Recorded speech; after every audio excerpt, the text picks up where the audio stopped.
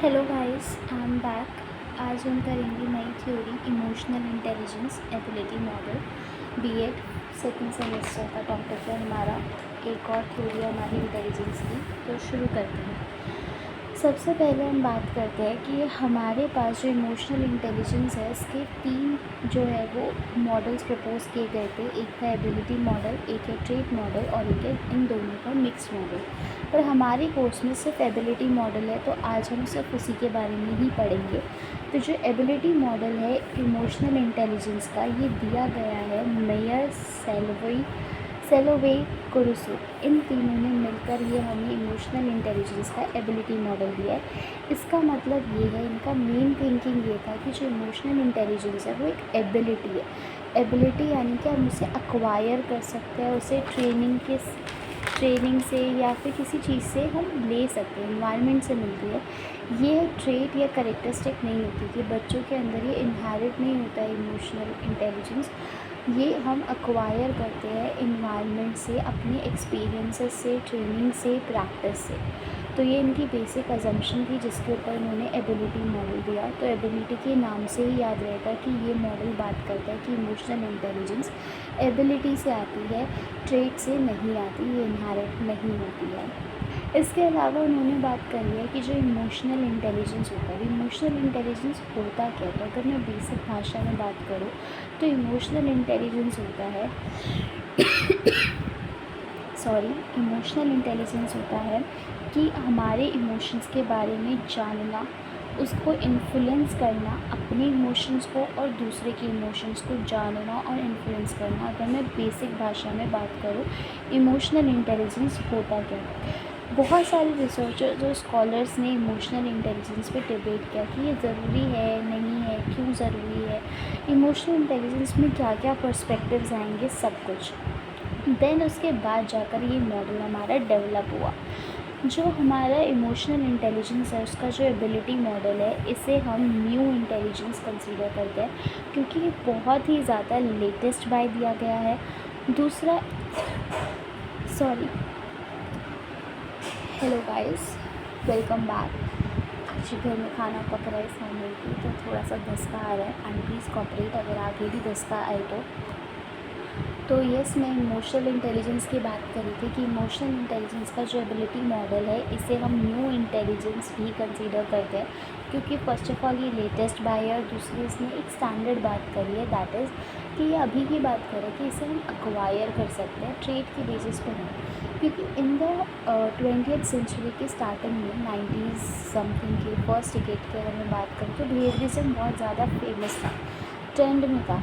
तो उस वक्त हर चीज़ पे हम इनमेट की बात कर रहे थे कि यार इनमेट क्वालिटी, उसके हम अब उसको क्रॉस वर्क करने के लिए बहुत सारी चीज़ें बात की गई थी, पर इनहेरिट पे बहुत ज़्यादा फोकस था। तो ये इन्होंने हटाकर इन्वायरमेंट पे डाला। तो जो हमारी ओरिजिनल रिसर्च है इस मॉडल को जो सपोर्ट करती है, उनका मानना क्या है, उन्होंने स्टार्टिंग में बोला था कि जो हम जिस इमोशन को परसीव करते हैं, देखते हैं, यानी एक इमोशनल इंटेलिजेंस एक ऐसी एबिलिटी है जिससे हम इमोशन को देख सकते हैं।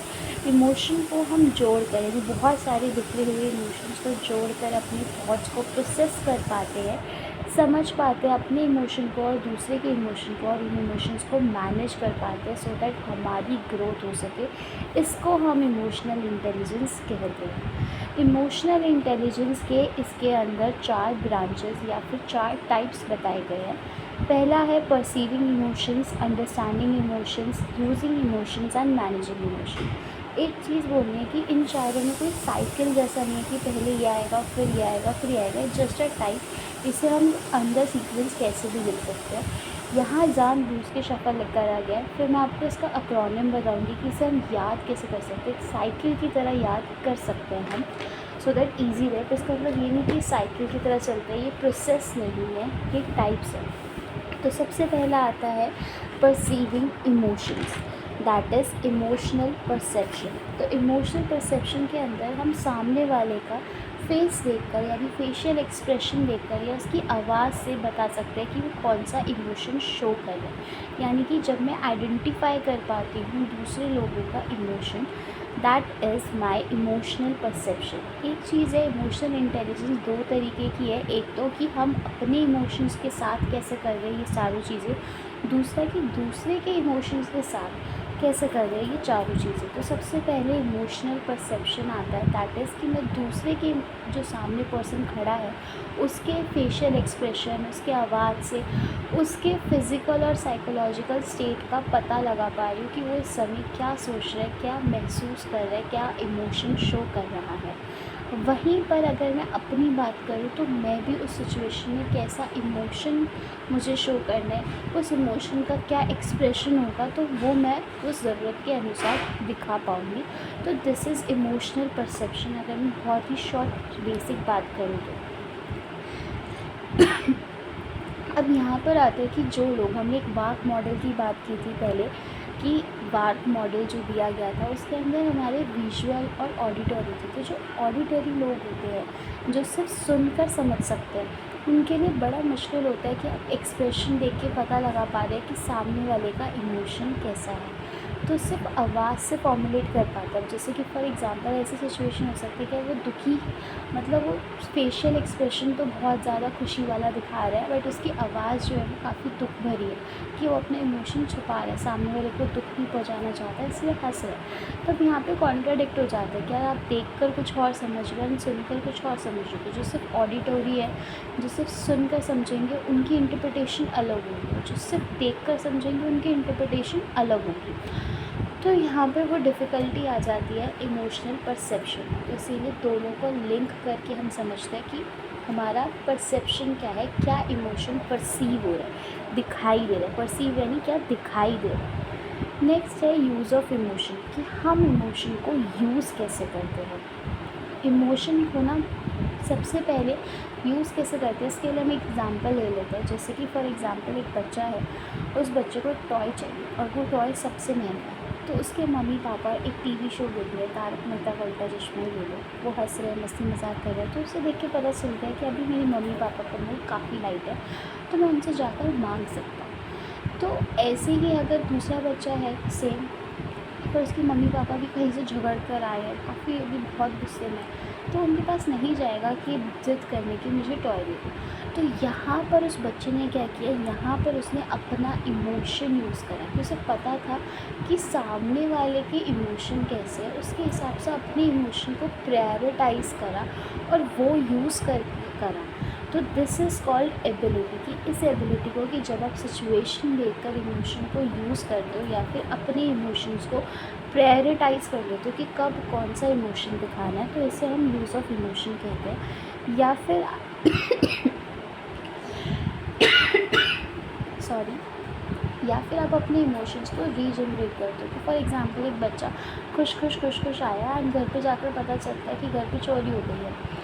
तो अब वो इतना खुश था अपने रिज़ल्ट आने की खुशी में, फॉर एग्ज़ाम्पल वो फर्स्ट आ गया था, तो उसने अपने इमोशन को चेंज कर दिया, स्विच कर दिया टूवर्ड्स द सेकेंड सिचुएशन, यानी कि अकॉर्डिंग टू द सिचुएशन। तो उसने अपने इमोशन को यूज़ कर, यानी उसके अंदर बहुत सारे इमोशंस हैं, उस इमोशन में से मुझे कौन सा इमोशन यूज़ करना है, कौन सा शोकेस करना है, that is use of emotion.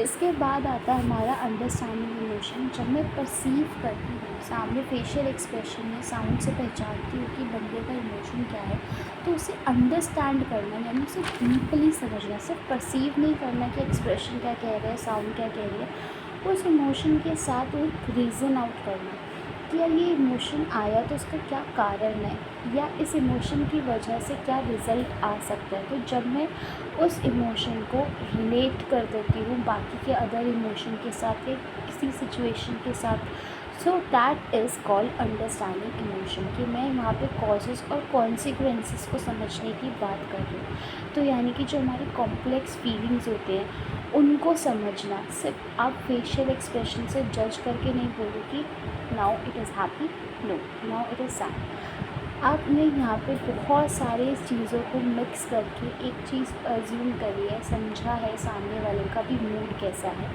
This is understanding emotions.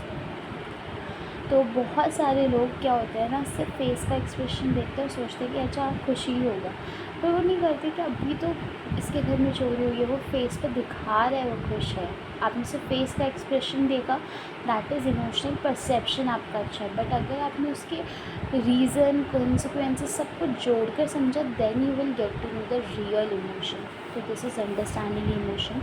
And the last is managing emotion, कि जब आप अपने इमोशंस को रेगुलेट कर पाते हो, यानी कि समझ पाते हो अब मेरा क्या इमोशन है अंदर, मुझे किस सिचुएशन में कैसे दिखाना है, दिस इज़ माई मैनेज, जो मेरे इन्नेट चल रहा है, अंदर के अंदर चल रहा है।